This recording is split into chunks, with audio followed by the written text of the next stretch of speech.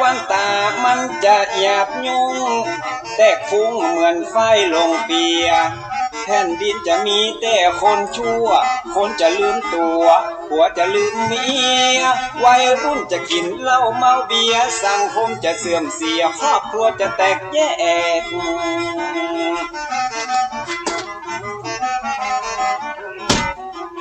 ฟังคนเฒ่าตุเจ้าเพิ่นสอนมีพัดตวกมีหมอนมีที่นอนมุ้งแขก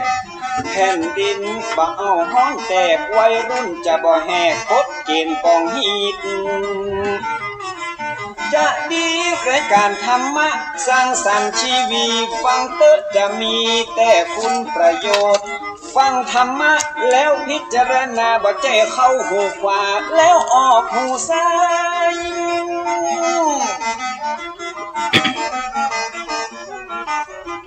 มีประโยชน์เมื่อนำมาใช้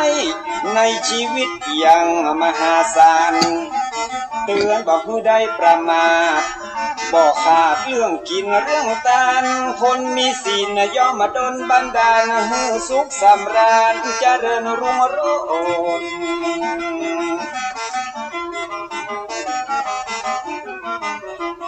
พ่อคนเฒ่าเปิ้นเข้าวัดวาดน้อมนำศีลมารักษาภายโพดคนบาเดียวจิตใจเหี้ยมโหดขี้มิ่งขี้โคดหยาบจ้าป่าเพื่อนไว้วอนเอาแบบคนเฒ่ากำผัดเจ้าเปิ้นสอนแล้วจะเย็นเมื่อนอนแล้วบ่ฮ้อนเหมือนน้า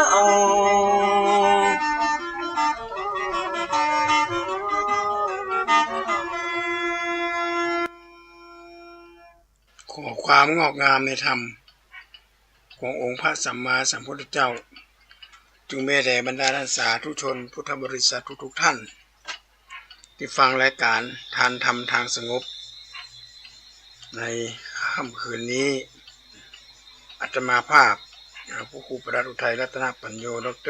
วัดประสิงห์วรมหาวิหารก็ได้มีโอกาสพบปะญาติโยมวันหนึ่งจากว่าวันนี้ก็เป็นวันที่22วันศุกร์คืน13ค่ำเดือน6เหนือเป็นสีไต่เป็นวันใกล้จะถึงวันศีลละวันผูกก็เป็นวันโกนวันดาอันนี้ก็เป็นวันศีลใหญ่เลยเนี่ยศีลใหญ่เมื่อเดือน6เพ็งศีลใหญ่และญาติโยมสาธุชนทุกท่านและการทานธรรมทางสงบก็มีหน้าที่นำเสนอให้ญาติโยมได้ฟังกันให้สุขบ้านหวานใจในการฟังธรรมะแต่วัน6เพ็งใกล้จะถึงละวันผูกกันหือนี่อากาศช่วงนี้นะก็น่ากลัวมากที่สุดเลยเป็นอากาศที่มีมลภาวะหนาแน่นโดยเฉพาะอำเภอเมืองเชียงใหม่มีตึกรามบ้านช่องกันหลายหลังแล้วก็แต่ละหลังนี่ก็เปิดแอร์ผมมีอะไรอย่างไรสิ่งหลายอย่างทำให้อากาศอากาศมันเปลี่ยนคือ จังหวัดเชียงใหม่เขานี่ตามภูมิศาสตร์มีภูเขาล้อมรอบถ้าเกิดมลภาวะเนี่ยมันมีลมพัดออกไปทางไหนเพราะฉะนั้นก็เป็นหูเป็นตาคือกับบ้านเมืองกับสังคมตัวไผ่เผาป่าไผ่เผาใบไม้ไผ่เผาปิ้งไผ่ย่างเนี่ยก็แกว่เตือนกันอันที่จริงแล้วใบไม้เนี่ยนะมันจำเป็นต้องไม่เผาละใบไม้ทิ้งไว้ละเอาไว้นะมันจะยุ่ยเราไปเมื่อจะยุ่ยถ้าแจ่ลงไปในถังในอย่างเนี้ยจะกลายเป็นดินเป็นอย่างไปเป็นเศษไปก็ทำให้เขาได้นำเอาเศษใบไม้เหล่านี้มาทำปลูกต้นไม้ต่อไปแทนเพราะว่า ในป่าเนี่ยเป็นวัฏจักรคือเป็นห่วงโซ่ของอาหารใบไม้ที่หล่นมาจะกลายเป็นปุ๋ยเป็นหยังแปรสภาพเป็นแร่ธาตุบนมันหล่นมาเนี่ยและโดยเฉพาะบัดเดี๋ยวนี้ก็มีการเผาป่ากันตามที่หูหันกันอยู่คือจะกินเห็ดทอบพ่องคือกินผักหวานป่าพ่องอย่างเงี้ยความอยากเหล่านี้นำมาความอยากเหล่านี้นำมาซึ่งความหายนะของชั้นบรรยากาศต่างๆเพราะในทางพุทธศาสนานั้นที่พระเจ้าประทับไว้ในอริยสัจสี่เนี่ยตอนนี้เขาก็รู้จักว่ามันเป็นตุกเพราะว่าอากาศมันหนาแน่นอากาศบ่ใครอำนวยความสะดวกต่างๆเกิดปัญหาเหล่านี้ขึ้นมาพออากาศเป็นที่ขึ้นมาปุ๊บเนี่ยเขาก็ต้องไปซ่อหาสมุติฐานของอากาศสมุทัยเหตุที่ทำให้เกิดปัญหาเหตุที่ทำให้เกิดภาวะอากาศร้อนหายใจฝืดญาติโยมสาธุชนทั้งหลายเฮาอยู่ในโลกเนี่ยถ้าเฮาบ่มีการพิสูจน์ตามหลักวิทยาศาสตร์เฮาก็บ่เคยรู้หลายวันก่อนนี้เพิ่นเอาเครื่องเป่าเครื่องใหญ่ๆนะฮะเป็นเป่ากลางแจ้งเนี่ย เป่าแล้วก็เอาผ้าขาวเนี่ยเอาห้องด้านหน้าขนาดเครื่องเป่าก็ดูดลมจากด้านหลังมาออกมาด้านหน้าแล้วก็เอาผ้าเขากันไว้ภายใน10 นาทีนี่ญาติโยมแทบไม่น่าเชื่อเลยขี้เขมเมาเนี่ยมันขึ้นมาขี้เขมเมาขี้ควนขี้อย่างเนี้ยมันติดกับผ้าขาวนะโอ้น่าใจหายโอ้ได้ไปเกินแก้วนะญาติโยมใช้เวลาประมาณ10 กว่านาทีเครื่องเป่าแห้งๆนะแล้วก็ทางเจ้าหน้าที่บอกนี่แหละที่เราหายใจเข้าไปเนี่ยสูดลมหายใจเข้าไปสิ่งเหล่านี้นะมันจะไปผ่านปอดเราพอผ่านปอดเราเสร็จเนี่ยมันก็จะไปถ้าร่างกายเราดีมันก็จะขับออกแต่บังเอิญว่าสถานที่แห่งนั้นนะมันมีเชื้อโรคติดมากับละอองอากาศพอติดขึ้นมาปุ๊บเนี่ยมันก็จะเข้าไปในปอดเพราะว่าปอดติดเชื้อเดี๋ยวนี้มีหลายคนฮะญาติโยมปอดติดเชื้อนอนโรงพยาบาลนอนห้อง ICU เนี่ยนะญาติโยมอาตมาภาพก็ไปเยี่ยมมา2-3 วันนี้อายุประมาณ60 ปลาย68 69ก็เกิดจากการหายใจนี่แหละบังเอิญว่าส่วนที่เป็นไปหายใจส่วนที่เป็นไปยืนอยู่นะมันเป็นคล้ายๆกับว่ามันมีเชื้อโรคเชื้อราอย่างก็มันปิวมายังออกจากห้องยังบ่ออกจากห้อง ICU แต่ดึงเครื่องช่วยหายใจละด้วยวิวัฒนาการของการแพทย์บ้านเฮาเจริญก้าวหน้าอันนี้อยากจะบอกญาติโยมว่าปัญหาต่างๆนะที่มันเกิดขึ้นเนี่ยเขามีทางแก้ไขเขามีหนทางให้ในการป้องกันดีกว่าคือการแก้ไขนี่มันยากละแต่หาทางป้องกันดีกว่าร่วมด้วยช่วยกันถ้าบ้านแล้วเนี่ยเขาจะสูดอากาศที่มันเป็นพิษเนี่ยเข้าไปใส่หน้ากากก็ไม่ใช่ว่าจะได้ไม่ใช่ว่าไม่ได้เผลอออกเขาจะต้องกินน้ำเขาก็ต้องออกละกินข้าวเขาก็ต้องออกอาบน้ำก็ต้องออกนอนกลางคืนเขาก็ต้องออก ใส่ตลอดวันตลอดคืนไม่ได้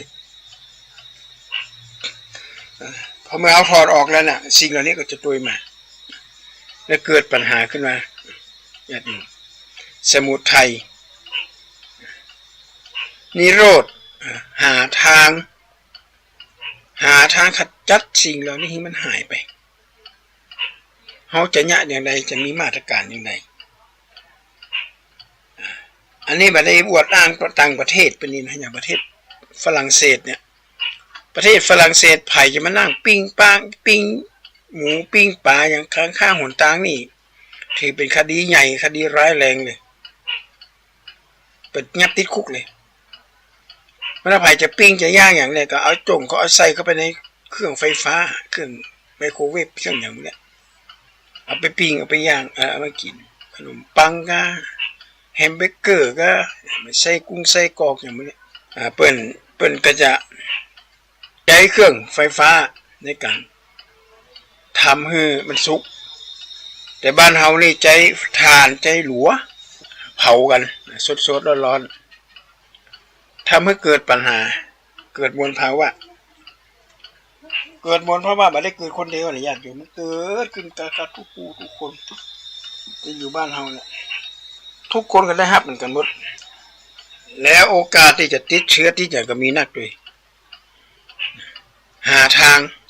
แล้วไปสู่ในมัชฌิมปฏิปทาคือนิโรธมรรคหนทางแห่งการ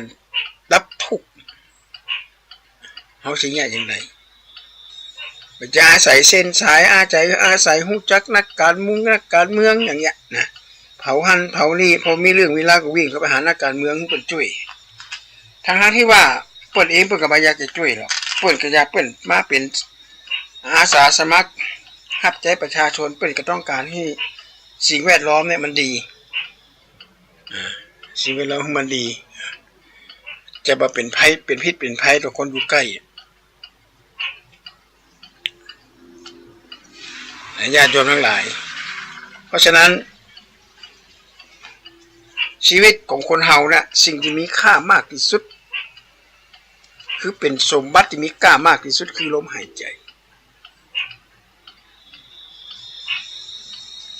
ลมหายใจนี่เป็นสิ่งที่มีคุณค่ามากที่สุดเฮาขาดเงินขาดทองเนี่ยเฮาไปขอยืมเปื้อนบ้านแล้วเฮากินอย่างอื่นเต้นได้แต่ขาดลมหายใจไปแค่3 นาทีน่ะมันเรียบร้อยเลยมันต้องไปพิสูจน์นะ มันต้องไปพิสูจน์แล้วมันได้หายใจ3 นาทีน่ะจะเกิดอย่างขึ้นนะหรือหายใจไปแล้วเกิดเชื้อโรคเชื้อราเข้าไปเนี่ยเชื้อโรคชนิดนี้เชื้อโรคเหล่านี้มันมองด้วยตาเปล่าบ่หันมันสามารถทานด้วยตาเปล่าแต่มันสามารถทำลาย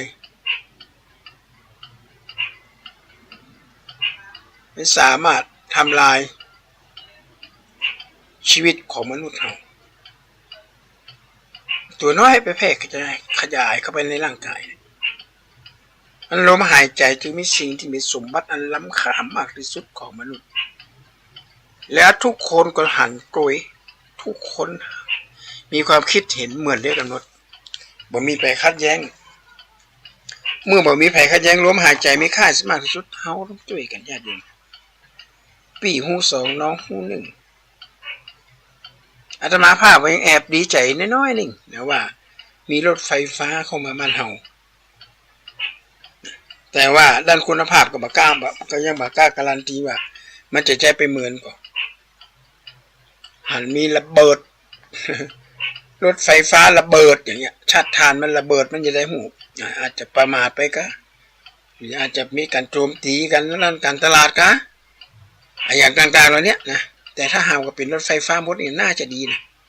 เพราะว่ามันมีควันแต่อย่างอื่นนี่บ่ฮู้เลยคุณภาพดีบ่ดีอย่างไรก็บ่เพราะฉะนั้นอากาศ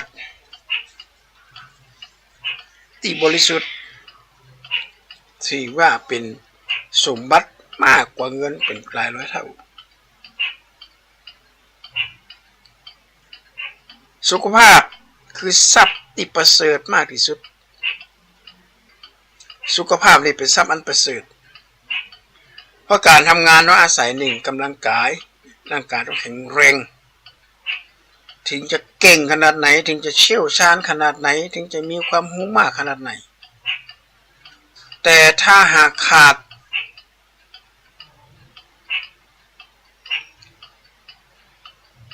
สุขภาพที่ดีร่างกายบ่สมบูรณ์จิบออดแอดเขาจะทำไปเพื่ออย่างหาคำตอบมาได้เลยทำไปเพื่ออย่างหายุคหายามาไปหายุคหายากะอยู่กับมาได้อย่างนักประดิษฐ์คอมพิวเตอร์สร้างลายสร้างเฟซสร้างอย่างเนี้ยก็คือสตีฟจ็อบส์นี้เป็นอู้ตอนท้ายว่าถ้าย้อนอดีตได้เนี่ยเปิ้นบ่ข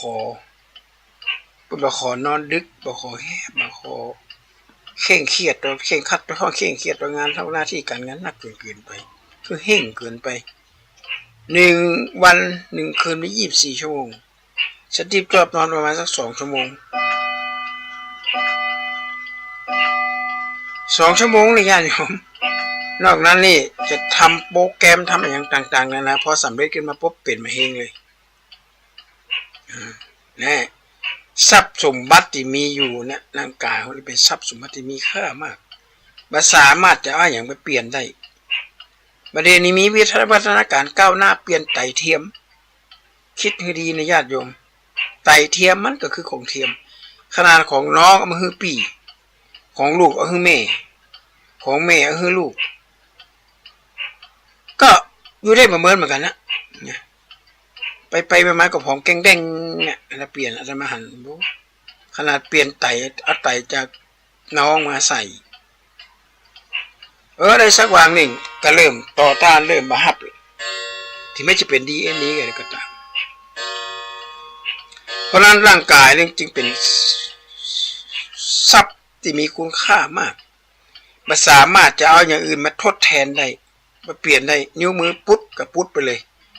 หาซื้อที่ไหนไม่ได้ละแข่งปุ๊ดกับปุ๊ดไปเลยเอาแข่งใส่ไม่ใส่แข่งเทียมขาเทียมตาเลนตาเทียมอะไรอย่างเงี้ยของเทียมทั้งนั้นของแท้หาไม่ได้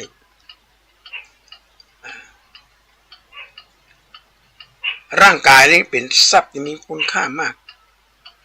เพราะได้ถึงได้ถึงเขาคำนี้ว่าเขาไปหากินนะถ้าร่างกายเขาดีเนี่ยเขาสามารถหาเงินหาทองเข้าบ้านได้นะแต่ถ้าร่างกายทรุดโทรมล่ะเนี่ยพระญาติโยมจะต้องคุณบอกว่าดูทันโรครักฟื้นป้องกันโรครักษาโรคและฟื้นฟูสมรรถภาพเนี่ยขององค์การอนามัยโลกที่เป็นกล่าวไว้นั่นแน่นอนที่สุดเลยต้องหูตันนะญาติโยมโรคภัยไข้เจ็บเนี่ยต้องหูตันมันหน้าฮ้อนโรคอันนี้เป็นนักที่สุดตามสถิติว่าอันดับ 1เลยนะคือโรคพิษสุนัขบ้า2โรคทางเดินโรคเกี่ยวกับท้องท้องไส้เนี่ยท้องร่วงอย่างเงี้ยก็คงจะเป็นอาหารมันบูดญาติโยมถ้าเป็นหน้าหนาวเนี่ยอากาศมันเย็นเอาไว้จุลินทรีย์มันก็จุลินทรีย์แบบขึ้นแต่ถ้าเป็นหน้าฮ้อนนี่โอ้โหจุลินทรีย์มันแพร่หลายแล้วนี่เป็นต้น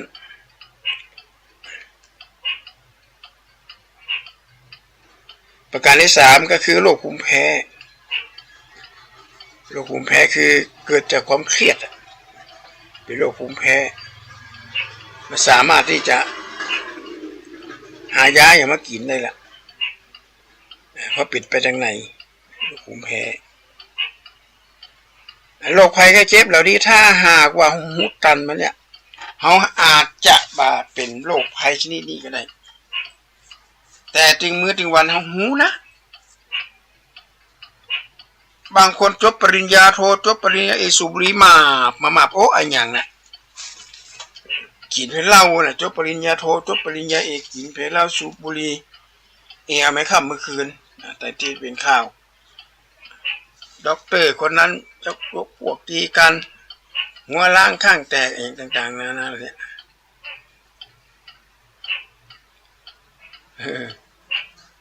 หูอยู่นะหูว่ามันอันตรายกันยังสูบอยู่บุหรี่หูว่าอันตรายกันยังดื่มอยู่เหล้าดื่มไวน์บัจเจคนบ้านนอกคอกนาที่แบบหูขี้มีดังอย่างน่ะเอาสู้คู่ชนบทบ่ได้คนชนบทเป็นบ้านไปกินเห็ดเที่ยวก็มันนอกคอกนากินเอากินเอาเลิกเอาใจปีใหม่กินลาบละกินแล้วกินกากินซ่าอย่างก็เอาไปถึงวันพญาวันถึงวันพระก็ไปตามการเข้าหาสัมภเวสีสัตว์ทั้งหลายเนี่ยเจ้าฆ่าปนุตตวาวันศีลเนี่ยลมงัวลมควายอย่างนี้ก็ตามมาเปื่อนนี่ ปีไหนเดือนไหนจะมีเหตุเดือเว้นระยะห่างนอกจากนั้นก็กินน้ำพริกกินผักกินยังไปอาหารการกิน ที่แบบสะอาดที่แบบสวยสดงดงามอันนั้นแหละคืออาหารที่สะอาดญาติโยมอย่ามองคนในรูปร่างญาติโยมอย่ามองอาหารแค่เปลือกนอกบางทีเป็นเอาสารใส่ขนมทาเข้าไปให้มันแดงจิ้นหมูปลากาจิ้นอย่างกันเนี่ยเอาสีผสมขนมสีแดงเข้มทาเข้าไปพอได้มาปุ๊บก่อนเลยจะเอามาทำเนี่ยมาล้างหัวประตูเขาสีตะกอนเนี่ยโอ้โหนักขนาดนักเลยอ่านก่อนอย่ากินส้มหมูแหนมเนี่ยนะเอาหันชัดๆเลยถ้าเป็นของบันเขตตั้งรอบนอกที่เป็นแบบใส่สารกันบูดแบบได้ใส่ดินไปสิวเนี่ยมันจะเศร้าๆดำขึ้นลือมันน่ากินนะแต่มีคุณค่าและมีประโยชน์กว่าหมูแหนมหมูจิ้นส้มที่เอามาขายกันได้ปึ้งลึงอย่างเงี้ยคนก็เฮกันพักไม้ไส้เครือก็เช่นเดียวกันญาติโยมเฮาหันว่าพักนี่มันสดดีเนาะมันงามนี่เพราะเราจะเป็นมนุษย์เราต้องใจเสียปัญญาพิจารณาว่าจะเป็นพักสดที่สวยสดงดงามเนี่ยกับพักสดทั้งรอบนอกมันก็แมงครบเป็นเบอร์เนี่ยกับที่มันมีไม่หมดครบมันมีแมงครบมันมีแมงอย่างมาเจาะเนี่ยอันอย่างจะมีค่ามากกว่ากันนี่อันนี้คือสำคัญมากที่สุดเลยเราจะต้องหูทันเหล่านี้อาตมาภาพดูคลิปเปิ้ลเลี้ยงไก่เนี่ยญาติโยมโอ้โหน่าอนาถมากไก่ที่ออกจากท้องแม่เนี่ยไข่ไก่เนี่ยไข่ไก่ที่มีนิวเคลียสนะออกจากท้องแม่มานี่ยังมาถึงประมาณสัก24 ชั่วโมงอ่ะออกจากไข่มาเป็นกระปอยไปตามไปตัวไอสายสะพานไหลไปอยู่ห้องคัดกรองนะถ้าตัวได้ไม่สามารถปีนไปนี่ขึ้นมาจกไปจังหลุมกะจะเป็นต้องจะเอาเครื่องบดละตัวได้มันปีนขึ้นไปก็แสดงว่าแข็งแรงปีนเข้าไปปั๊บไก่ชนิดนี้บักเคยหันเดือนหันดาวเลยหันแต่แสงสว่างที่อยู่ตรงหลังกินตลอด24 ชั่วโมงญาติโยมไม่ได้รับได้นอนกินนะกินแล้วก็ดื่มน้ำกินอิ่มแล้วก็ดื่มน้ำกินอิ่มในเวลา2 เดือนไก่เหล่านี้ก็จะเติบโตภายใต้สารเคมีที่ฟาร์มเป็นเลี้ยงเอาไว้พอใหญ่ขึ้นมาปุ๊บ1 เดือนปุ๊บมันก็ไหลเข้าไปนะไหลก็ไปห้องเชือดหรือว่าห้องเชือดไปจะมัดไก่นะเอาห้อยหัวลงไก่มันนี่บ่มีสิทธิ์ที่จะดิ้นอะไรสักอย่างเลยแล้วจุ่มไปในน้ำร้อนตาทันทีเลยแล้วเข้าไปเครื่องตัดคอแล้วเครื่องหลอกขนหลอกลกขนถอนขนอย่างต่างๆอันนี้แล้วเครื่องแล้วก็ไปผ่านไปเครื่องชำแหละไก่เรียบร้อยหมดกระส่งเข้าไปในแพ็คไหลเข้าไปในห้องแช่แข็งแล้วนำไปเลี้ยง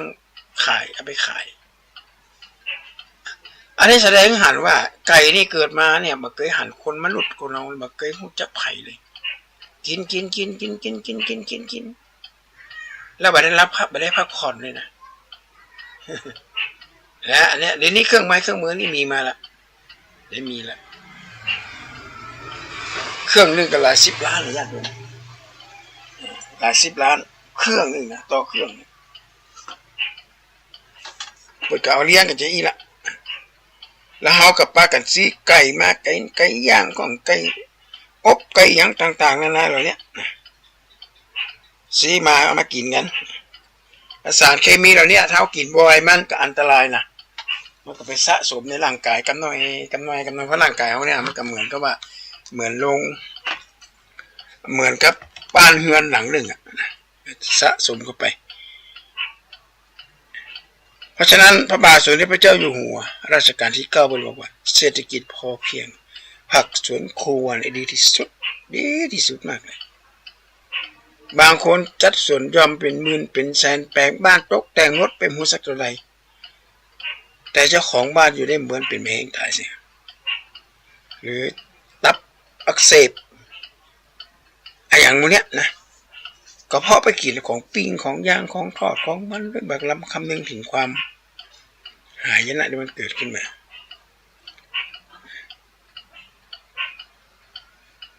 ไอ้ต้องหูทันหูตันว่ามันจะเกิดอะไรขึ้นมาอาหารสัตว์อาหารสัตว์ทุกชนิดเนี่ยมันมีคล้ายๆกับเป็นสารเคมีด้วยนะเอามาผสมกันเข้าไปคนก็กินกันเข้าไปในนี้โรคที่เกิดขึ้นหนักที่สุดคือโรคมะเร็งถัดมาคือโรคหัวใจต่อมาก็มีโรคเล็กๆน้อยๆนะเป็นตุ่มหั่นตุ่มนี่ก็ห้องอย่างเป็นเพราะว่าเป็นฝีพ่องลูกออกมาเป็นพ่องละอ่อนเป็นภูมิแพ้พ่องโรคภูมิแพ้นี่มาเป็นอันดับหนึ่งเลยนะในของเยาวชนละอ่อนน้อยญาติโยมละอ่อนน้อยที่เป็นผู้คนมีฐานะด้วยนะก็ได้กินของฟาสต์ฟู้ดเป็นห้องเป็นอาหารแปรรูปแล้วพระบาทสมเด็จพระเจ้าอยู่หัวพระองค์เป็นห่วงพระสงฆ์ในก่อนชาติไทยดึงมาญาด้วยว่าเศรษฐกิจพอเพียงเราอยู่อย่างพอเพียงปลูกพักปลูกอย่างข้างหัวถ้าปลูกมาได้ก็หาถังมาถังใส่น้ำเนี่ยถังใส่ยาชาวลิตเนี่ยถ้ามันลุมันเสียไปกับเอาละก็เจาะก้นเนี่ยแล้วก็เจาะด้านข้างเจาะเป็นหูนะแล้วเอาหอมก็ใส่เอาหอมหัวสองก็ใส่เป็นรีบหูละกีบเต็มเลยแล้วเราสามารถจะได้กินใบหอมตลอดทั้งปีเลยฮะไม่ต้องไปซื้อละหอมเหม็นยับก็ไปเล็มตัดอันนี้กระปุกแรกเลยกระปุกที่สองจะเป็นสาระแหน่หรือหอมป้อมหอมด้วนเขาก็เอาใส่หน้าดินก็ใส่แล้วเจาะหูเจาะจุ้งก็เสียบอันน้ำก็หดอย่าหดตั้งหูตั้งบนเขาสามารถจะกินสาระแหน่หรือหอมป้อม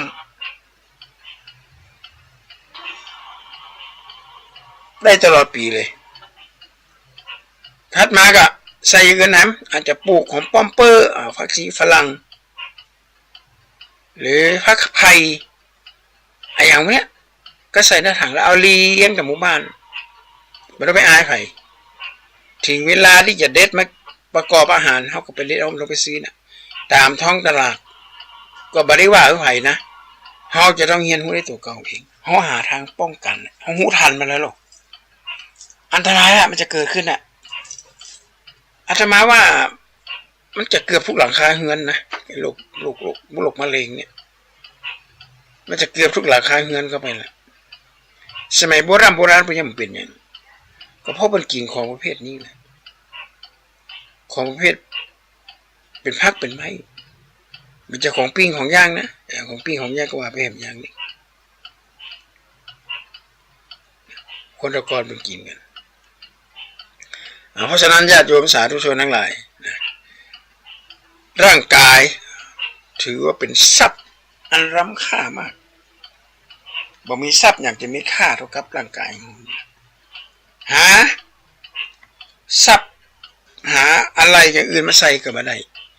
แม้กระทั่งลิ้นหัวใจหัวถ้าสมัยโบราณนี่ก็เราความตายตายแต่ประเด็นนี้ก็เปลี่ยนลิ้นหัวใจกันเอาลิ้นหัวใจมาเทียมเสียงนั้นแต๊กเหมือนนาฬิกาเดินเนี่ยการนักก็บ่ได้เครียดก็บ่ได้และเลือดนี่ต้องตรวจทุก6 เดือนเกล็ดเลือดต่ำก่อนเกล็ดเลือดสูงก่อนและมีโรคอย่างอื่นแทรกมาแถมอันนี้คืออันนี้โรคเรื่องหัวใจเทียมนะเรื่องหัวใจเทียมที่วงการแพทย์ควรคิดค้นขึ้นมาก็ยังดีนะฮะ10อายุของคนไปในระยะหนึ่งพอหมดอายุมันก็ต้องได้เปลี่ยนละพอเปลี่ยนตอนนั้นก็อายุประมาณ80-90 ปีถ้ามาตายนี่ก็โอ้โหผ่าตัดยังเป็นเรื่องใหญ่ละแต่ประเด็นนี้มันกลายเป็นเรื่องน้อยไปแล้วการผ่าตัดเนี่ยวิวัฒนาการเจริญก้าวหน้าร่างกายเขานี่มันมีค่านะญาติโยม มีค่ามากกว่าทองคำอีกปัญญาคือแสงสว่างที่ดีที่สุด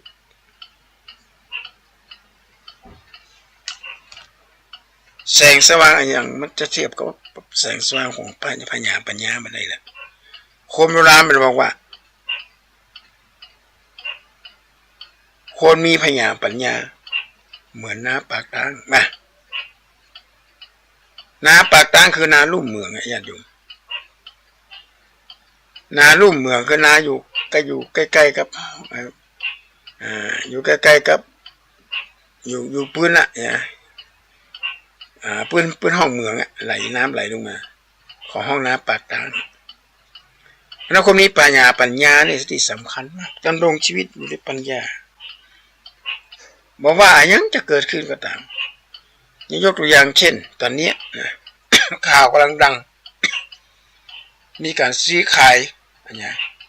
นี่ผ่าน 25,000 ว่าฟังแล้วขนลุก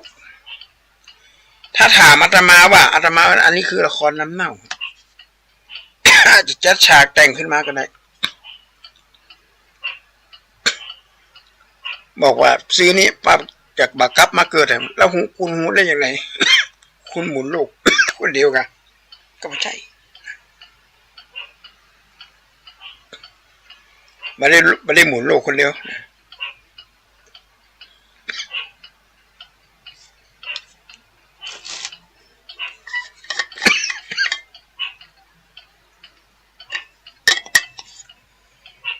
ถ้ามาวิเคราะห์ดูแล้วเนี่ย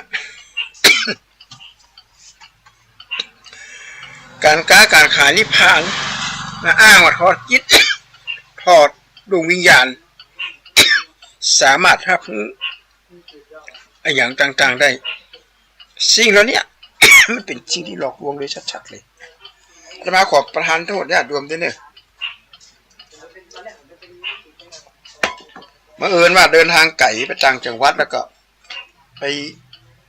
กินน้ำเย็นน้ำอย่างขึ้นมาก็เลยอากาศแคกเนี่ยนั่นไม่เขามีสติปัญญาเราไปเชื่อแล้วเราไปฟังด้วยไร้สาระมากบ่มีในสูตรในสักสูตรเลยอาจจะเป็นซาตานนะคนที่ทำลายมุ่งทำลายศาสนามุ่งทำลายความเชื่อถือของคนเราก็ต้องฟังหูไว้ถ้าเขาบ่เชื่อให้อย่างเนี่ยสิทธิและเสรีภาพของเขามันเกิดขึ้นแล้ว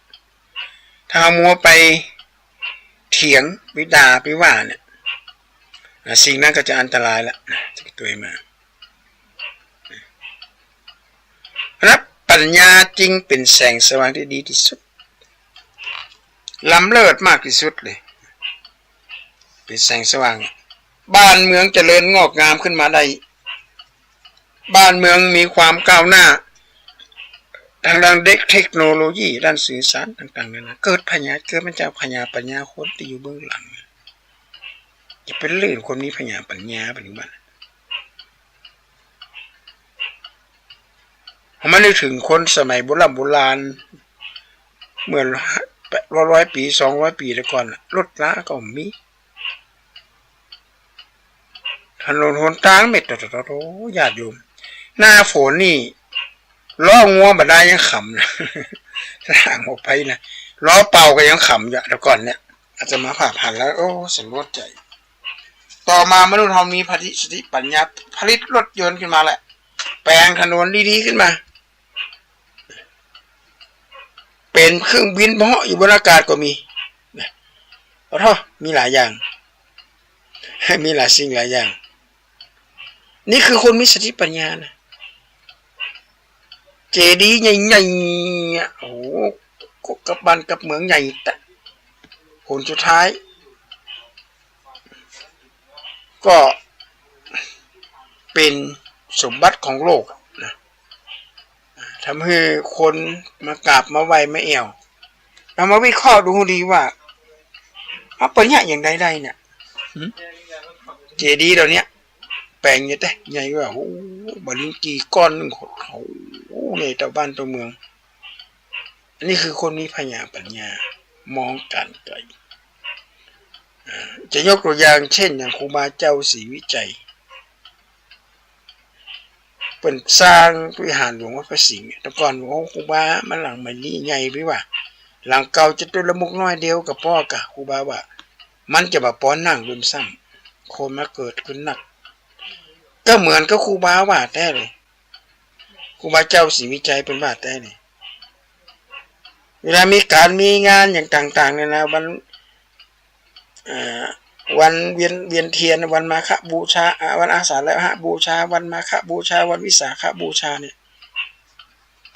ต้องกางเต็นท์ออกทั้งหลุมละวัดพระสิงห์คนมานั่งมันล้นเลยญาติโยมถ้าแปลงจตุรมุขแต่แมมอันเก่าน่ะมันก็ไม่ได้ปล่อยอย่างนี่แสดงหันว่าครูบาเปิ้นมีพญาปัญญาน่ะมีพญาปัญญาก็เหมือนมีนาปากตั้งเหมือนอยู่นาปากตั้งมันไหลลงหาโลกเป็นเฮาว่านาห้องนาปากตั้งนาลุ่มเหมืองน่ะเขืองไม่เคาะเพราะหูวายอย่างเงี้ยคนสมัยก่อนว่านี่เฮาควรจะเอาเยี่ยเอาอย่างไปเปิ้น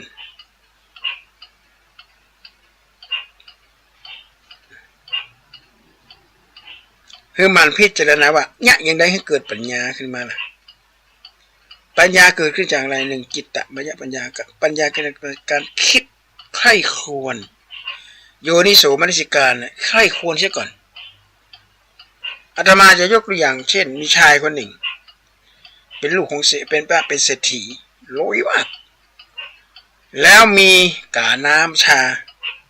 ซึ่งเป็นของโปรดเป็นโอ้โหดื่มทีไรหอมกลมเลยวันหนึ่งไปเอากาน้ำชาไว้วางหัวบนหัวนอนมือไปที่มาใส่ปากโกดว่าโต๊ะดังฝามโต๊ะดังปิ้งเขาโคตรขนาดนักเลยทิ้งฝาทิ้งกาน้ำชาน่ะโอ้ใบยาจะหันสภาพจับกาน้ำชาจงลงหน้าต่างเลยแล้วก็นั่งให้เสียดายของว่ามันน่าจะเอามาไว้บนหัวเลย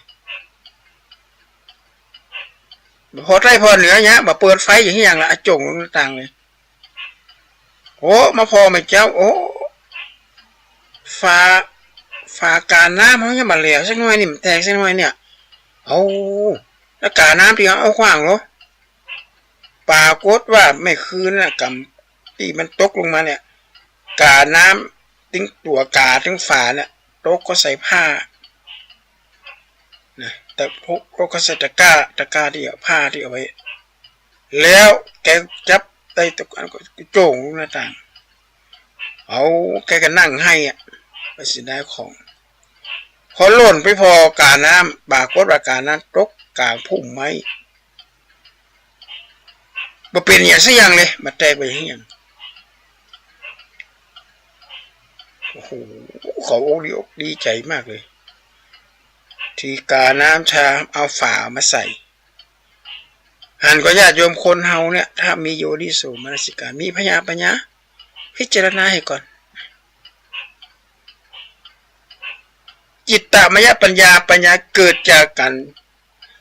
อาการจิตตะเนี่ยคือเอาใจฟักไฟกับสิ่งเหล่านั้นคิดวิตลอดระยะเวลาเลยเราจะหาทางแก้ไขยังไงจะทำยังไงให้งานนี้สำเร็จพิจารณากันให้ดีภาวนาปัญญาเกิดจากการนั่ง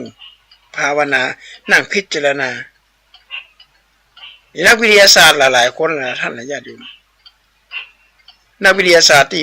ผลิตนวัตกรรมต่างๆนานาเอามากับประชาชนเนี่ยที่มาใช้กันเนี่ยเปิ้นมดบางคนมดเปลี่ยนหนวดไปนะถอดหนวดออกมาอย่างเอดิสันถอดหนวดออกมาแตะเป็นแร่ทางสเตนแป๊บกับประกาศสงครามโลกกับตะเกียงเจ้าพายุเพราะตอนแรกมนุษย์เขาเกิดขึ้นมาเขาก็ใช้ไตเขาปล่อยขี้ต่างนี้นะเอามาห่อเอามาห่อไปแล้วเอาได้สายสิญจน์ก็เอาไว้ด้านบนเสร็จแล้วจุดได้สายสิญจน์ในการไตนั่นนะขี้ย้าเนี่ยก็ขี้ย้าก็จะไหลลงมาถ้าเตียนสายได้สายสิญจน์แล้วเขาก็สามารถส่องหันอันอย่างชัดเจนได้เขาเรียกว่าจุดใต้มันก็จุดใต้ตามตอเนี่ย ต่อมาก็เป็นเทียนไขเป็นเทียนเป็นเล่มละเทียนเป็นเล่มจากเทียนเป็นเล่มก็เป็นตะเกียงเจ้าพายุเพราะตะเกียงเรดาร์เนี่ยนะตะเกียงเจ้าพายุกับวิวัฒนาการขึ้นมาต่อมาก็เป็นหลอดไฟละนะจากเอดิสันนี่ปัญญามันเกิดขึ้นจากปัญญาคือแสงสว่างที่ดีที่สุดเขาจะบอกว่าสปอตไลท์สว่างของสติปัญญาสปอตไลท์ก็มาจากปัญญาของคนนะถ้าคนมีปัญญาผู้ไปแปลงได้ในสปอตไลท์จะสว่างแบบไหนจะเอากี่โวลต์เอาส่องไปอย่างใดฮ้อนจะขนาดไหนปัญญาคนทำได้หมดเลยปัญญาคำคนทำได้หมดเลยเพราะนั้นปัญญาจึงเป็นแสงสว่างที่ดีที่สุดในโลกบุญกุศลคือเสบียงที่มั่นคงที่สุดบุญกุศลญาติโยมเปิ้นบอกว่าทำบุญในขณะที่ยังมีชีวิตอยู่คือทำบุญไปได้คือทานนะคือหมู่เดียวกันนี่แหละในขณะที่ยังมีชีวิตอยู่ทำบุญให้แม่กันในขณะที่ยังแม่ยังมีชีวิตอยู่ซื้อเสื้อผ้าอาภรณ์ซื้ออาหารปลาแม่ไปกินไปตานปลาแม่ไปย้อนอดีตท่านอดีตนี่มีความสนุกสนาน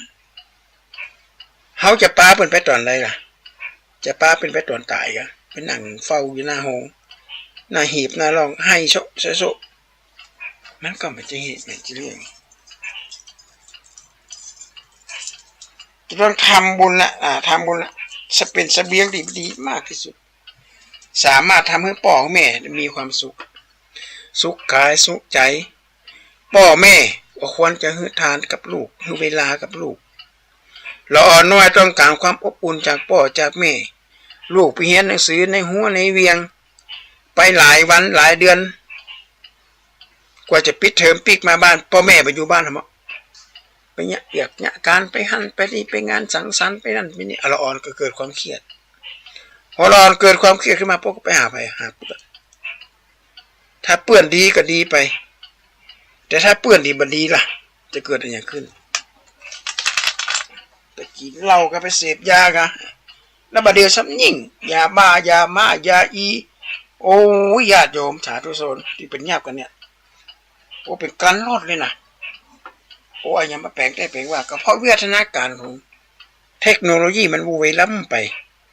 เอาผลิตยาบ้ามาเอาใส่กระสอบเลยญาติโยมถ้าเอาเผานี่รับรองนะโอ้โหควันออกมานี่จะอันตรายขนาดน่ะจะทำลายยาบ้านะเป็นกระสอบเขาว่าเป็นล้านเม็ดญาติโยมน้อยแล้วเราเอาเยาวชนเฮามันเกิดความเหงามาบ้านพ่อแม่ก็บ่อยู่แทนที่ว่าลูกไปเรียนหนังสือหนังหามากับอยู่ได้ปลูกก็บ่อนปลาลูกไปวัดไปว่าไปตานกันเข้าไปตานไปจำศีลกินตานไปงานสังคมสงเคราะห์ไปบริจาคบริจาคนี่ทำให้ร้อนมาเกิดความเครียดร้อนก็ไม่อยากจะไปไหนอย่าลืมว่าคนกับสัตว์นี่ไม่ได้แตกต่างกันเลยอย่างสุนัขพันธุ์พิบูลที่มันฆ่าเจ้าของตายเนี่ยผลการวิเคราะห์ออกมาว่าเจ้าของเอาสัตว์ตัวนี้ขังนักนำไปสัตว์ตัวนี้ถูกขังจนพ่อไม่ได้ออกจากบ้านไปไหนสัตว์นี่มันต้องการความเป็นอิสระต้องการความเป็นส่วนตัวแต่เอาไปขังและอากาศก็ร้อนด้วยเกิดมันอากาศสัตว์ตัวนี้ก็เกิดอาการงุดงิดเครียดมากเกินไปแล้วก็เลยกัดเจ้าของตายต่างจังหวัดต่างประเทศที่เป็นข่าวหน้าในสื่อพิมพ์สัตว์สุนัขไอ้วันละหมาเนี่ยมันชอบมันเหยื่อเจ้านายอย่างเดียวแต่ถ้ามันเกิดความเครียดเปิ่นเฮาว่าสัญชาตญาณของสัตว์มันไว้หน้าอินหน้าผมละไว้หน้าหอยละครบจนกระทั่งเจ้าของตายนะญาติโยม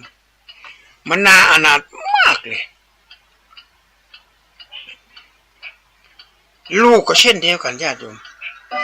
เอาลูกมากักขังในบ้านในจ้างมาป้าลูกไปแอวไหนมาป้าไปเรื่องไปแอวได้ที่มันเป็นประโยชน์ที่มันมีไปเป็นประโยชน์กับละอ่อนเป็นประโยชน์กับอนาคต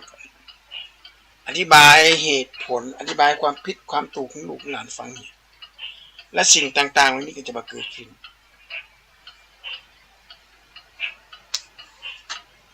ที่มันมีปัญหาอยู่ทุกมื้อในวันเพราะเขาบ่ได้ปล่อยเพื่อเขาไปอิสระกักขังมันนักเกินไปหรือละอ่อนปิกมาบ้านพีดหัวกันพ่อแม่ด่าหัวกันตีหัวกันท้าทายกันแยกทางกันละอ่อนนี่นะมันบ่ม่วนใจละพอมันบ่ม่วนใจขึ้นมาปุ๊บไปเกิดเนี่ยขึ้นมาโรคจิตตยมาละอ่อนเกิดไพโบลาละอ่อนเกิดความก้าวร้าวไประบายออกทางนอกมากล้าระบายให้พ่อให้แม่ฟังเก่งอกเข่งใจก็อย่างนี้อันนี้ญาติโยมต้องระมัดระวังให้ดีเพราะนั้นบุญกุศลเนี่ยนะเฮือกันในขณะที่ยังมีชีวิตอยู่จะมีค่ากว่าตานไปหาก่อนทำบุญไปหาก็คือส่วนทำบุญแหละถ้าเป็นตายไปแล้วเขาจะได้ไปเสียใจกระทำทุกวิถีทางเลยในขณะท่านมีชีวิตอยู่แต่ในขณะเดียวกันนะเขาบรรยายอย่างสักอย่างเนี่ยบะเฮืออย่างสักอย่างเนี่ยสิ่งเหล่านี้จะเกิดขึ้นคนเครียด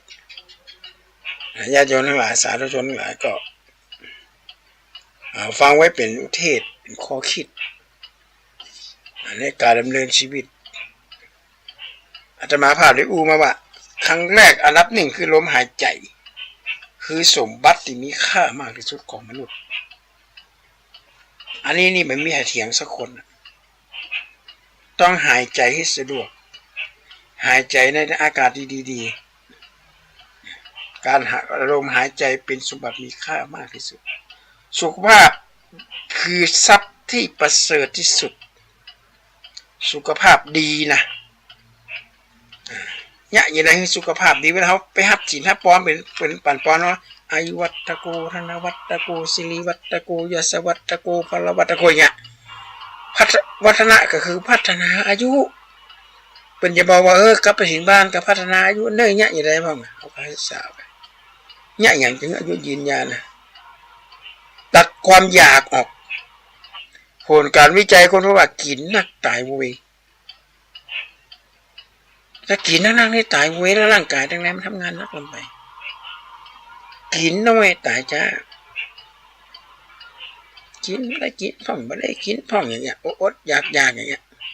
เพราะร่างกายสมบูรณ์ดีขนาดมีให้กินถึงมื้อถึงวันเลยเหมือนกับไก่ที่เลี้ยงเอาไว้ในยะจิรมาธาตุเดี๋ยวกล่าวไปมันกินตลอดวันตลอดคืนกินจนกระทั่งครบกำหนดขึ้นมาปุ๊บแล้วมีข้อแม้อย่างหนึ่งนะถ้าครบกำหนด2 เดือนถ้ามันมีการชำระไก่เหล่านี้จะตายหมดเล้าเลยเป็นอย่างตายเป็นมะเร็งตายเอาคือคนเดียวก็ว่าเชื้อมะเร็งไม่มีอยู่ใดๆหันเราคิดเจรณาก็คือดีนะอาตมาภาพอะไรมันอู้บ่ได้นะมีข้อมูลที่เป็นถ่ายออกมาทั้งไลน์ของถ่ายออกมาทั้งเฟซเกี่ยวกับกระบวนการเลี้ยงไก่ด้วยโรงงานอุตสาหกรรมเทคโนโลยีที่ทันสมัยราคาหลาย10 ล้านนะญาติโยมเอามาเลี้ยงไก่สักปี2 ปีก็ได้ทุนคืนละมาด้วยได้จ้างคนงานแหละคนงานก็มีวิศวกรประมาณสัก4 คนอยู่คนละกะ6 โมงแมลงถึง6 โมงแมลงถึงเที่ยงคืนก็6 ชั่วโมงละเที่ยงคืนถึง1 เจ้าก็6 ชั่วโมงละ12ละกลางวัน6 โมงเช้าถึงเที่ยง6 ชั่วโมงละเที่ยงถึงเย็นเนี่ยก็จะเปลี่ยนกันนี้แหละควาพอในโปรแกรมอย่างเดียวสัตว์ที่มันจะจิกกินจิกตลอดเลยแล้วเกิดอย่างขึ้นมาล่ะนี่นะร่างกายของคนเราร่างกายคือทรัพย์ที่มีคุณค่ามากที่สุดถ้าจะเปรียบเทียบกับมันกายนครนะนครแห่งนี้มีเจ้าบ้านคือจิตมีลูกน้อง มีลูกน้องก็คือสั่งด้วยจิตอันเป็นบอกว่าจิตกรฝาผนังไงจิตกรจิตมือกรแปลว่ามือที่สั่งด้วยจิตในการวาดภาพในการปั้นการวาดมันเกิดความมั่นคงและจิตจึงมีความสำคัญร่างกายมีความสำคัญร่างกายเขาก็อาศัยจิตปัญญาคือแสงสว่างอันงดงามมากที่สุดเขามีชีวิตอยู่ได้จริงวันก็เพราะปัญญาถ้ามันมีปัญญาก็อยู่บ่ได้ต่อคือมีทรัพย์สมบัติพ่อแม่หาเงินมาให้เป็น100 ล้านพันล้านหามรดกคือเมียเหลือคนเลย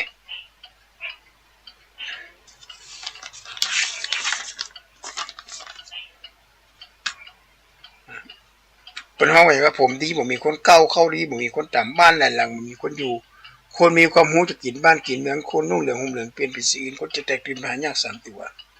คนบอกกลัวบ้าบอกกลัวกรรมบอกกลัวประหลวงกำนันจะตีกระโหลกโปกปากทั้งสาวไอ้หาบ่าวไม่ทราบจะเป็นหมกแข้งหมกเขือเนี่ยเราได้เกิดขึ้นมาแหละนะในวันนี้จะมาภาพพระครูปรัตอุทัยรัตนปัญโยก็จะจากญาติโยมด้วยกันเด้อวันที่25วันจันทร์นี้นะญาติโยมอย่าลืมเด้อมาที่วัดพระสิงห์มาดูการแห่กระบวนแห่พระครูสัญญาบัตรพัดยศจากวัดชัยพระเกียรติมาวัดพระสิงห์นะก็มาดูมาแล้วมาพอมาควายกันเด้อมาฮับของที่ระลึกนะมันน่าจะมาแจกของเรื่อยๆขอจัดโยมกันเด้อ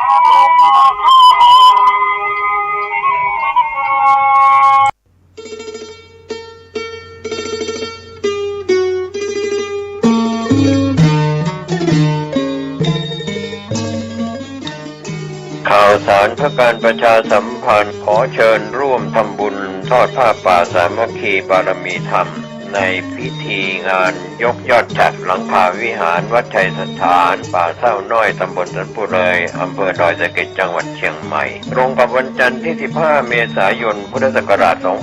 2567 ช่วงเช้า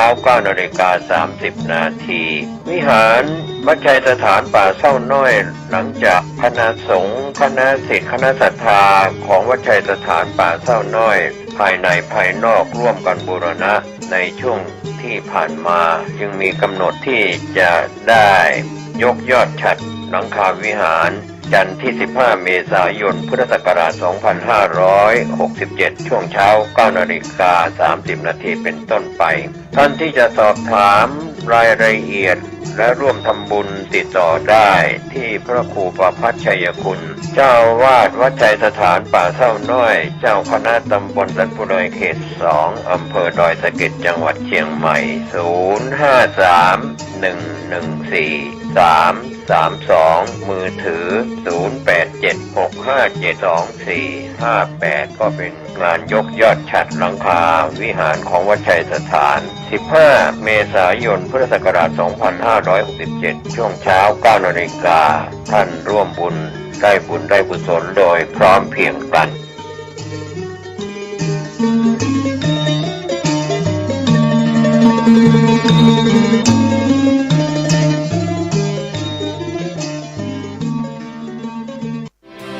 ประชาสามเณรทั่วไทย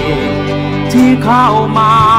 มีบุญทุกคน เปิดรับสมัครแล้วโครงการบวชสามเณรภาคฤดูร้อนปีที่ 19 ณ วัดห้วยตองสักอำเภอจอมทองจังหวัดเชียงใหม่หรือศูนย์และวัดใกล้บ้าน สามเณรเราก็สามณะ โครงการบวชสามเณรเพื่อส่งเสริมให้เด็กเยาวชนไทยมีศีลธรรมว่าง่ายสอนง่ายเชื่อฟังพ่อแม่และครูอาจารย์ปิดเทอมเติมธรรม ปิดเทอมนี้ว่างกันเลยจะชวนมาบวชสามเณร เป็นหน้าที่ของผู้ปกครองทุกท่านมาช่วยกันอบรมให้เยาวชนลูกหลานของเราให้เป็นคนเก่งไป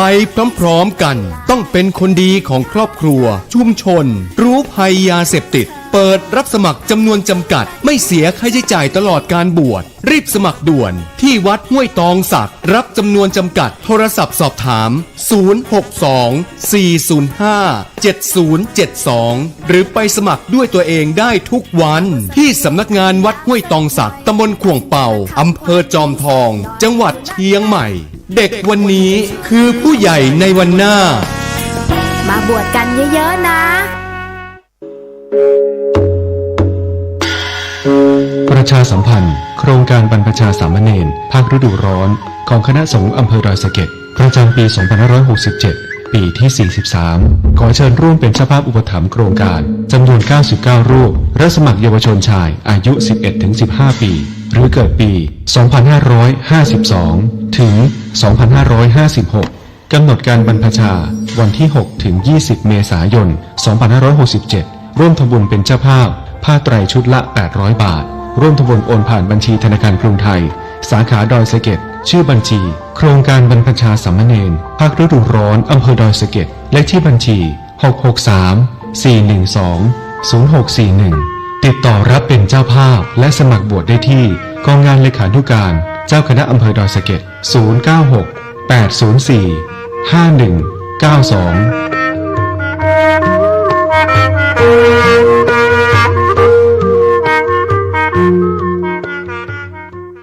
ศรัทธารวมสา